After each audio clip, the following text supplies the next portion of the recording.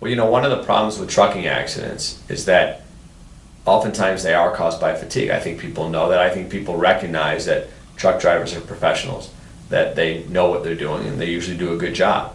I think people also recognize that sometimes truckers violate federal regulations. They drive way over their hours and they fall asleep or they're in an accident because they're fatigued. But how do you prove it? And the difference between being able to prove driver fatigue, being able to prove that the driver fell asleep if that happened, show that they were over their federally required limit, and not being able to do that is a massive difference in the case.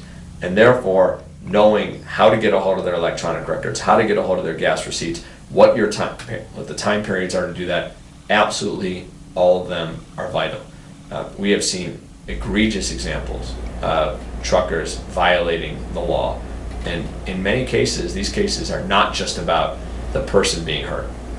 That's always the central focus. But what about teaching these corporate defendants not to encourage their truck drivers to drive over hours?